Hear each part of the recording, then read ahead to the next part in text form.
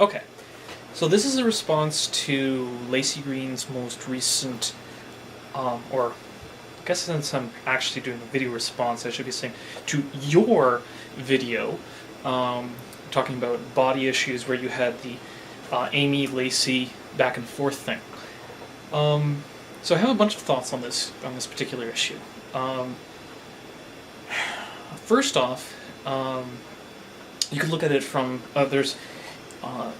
there are two kind of extremes, and I think that they were well highlighted in Sam Harris's talk at TED when he was talking about his most recent book, The Moral Landscape, where he put up a picture of a woman in a burqa and then put up a picture of a woman from the front page of a fashion magazine, and said that somewhere between these two extremes, there has to be something that would be considered acceptable for all. Now,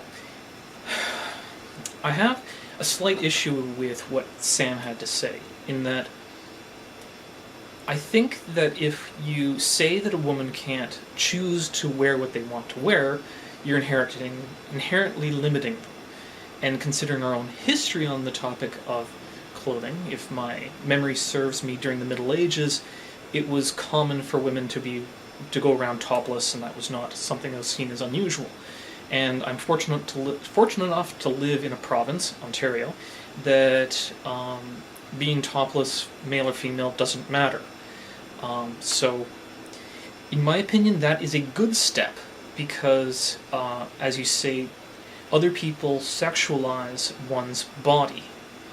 And so, if you have a particular issue with broad shoulders, that it's only because they're generally speaking unavailable, except in the context of a sexual nature, or a sexual context.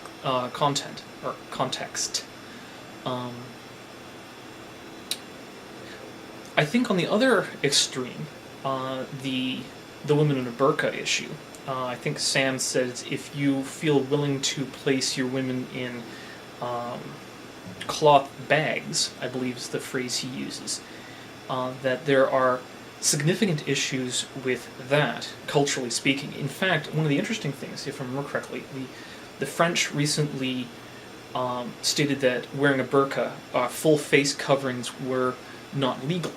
And initially people were like, oh my god, you can't do this. But they were very careful in going out to the communities and informing the women of their rights and what they were allowed to do. And the reactions they got on the spot were quite amazing. That women were like, what, you mean I can choose to wear whatever I want? And this to me is a little bit surprising, that in a first world Western nation, that there would be women who would be unaware of their own rights as to what they themselves are allowed to wear, to choose for themselves.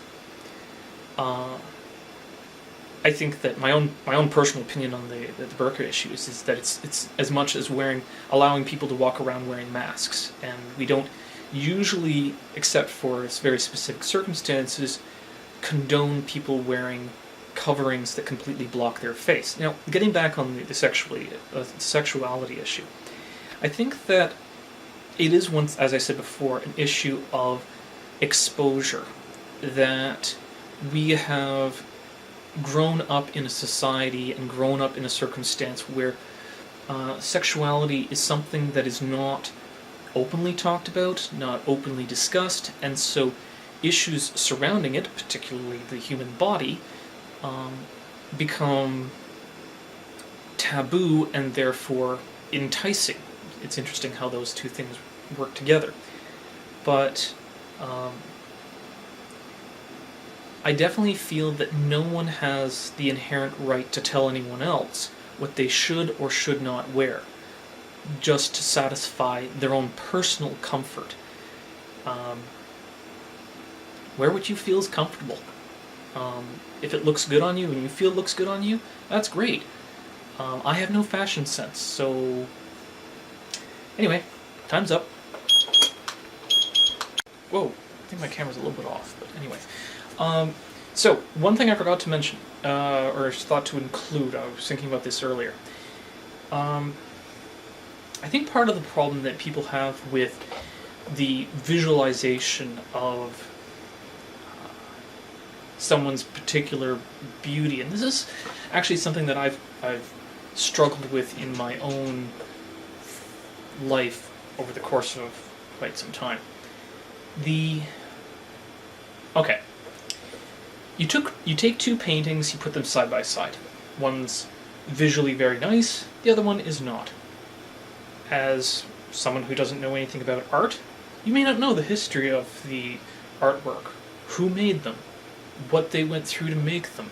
It could be that the one that looks really bad was actually done by a great painter, and this was their first piece of work that they produced and actually sold, and so it has some great historical value. Or that it was produced by someone who didn't have the faculty of access to limbs, or the pigments were all very specifically selected and carefully chosen. But if you don't have all that information, you can't make an assessment as to the nature of, or the substantive value of the painting. And I think that's perhaps where the issue of being judged just for having broad shoulders is a problem. That people look at someone, they see that characteristic, and they place that person in a particular category based off of previous appearances. Of course, that's stereotyping, but I think that it's a challenge that we will probably always have to deal with. We can mitigate it as best we can, but as a species that has developed a series of shortcuts to deal with things, for instance, you hear a rustle in the bush, you think that it might be a creature rather than just a bush rustling, is somewhat useful for us to survive, and so making shortcuts as to our decision making is something that's good. It is, as unfortunately, a disadvantage because you, of course, are judging the book by its cover, as they say. I don't want to make this too long, so yeah, I just wanted to tack that on the end, and also I usually end not with saying time's up. More to come.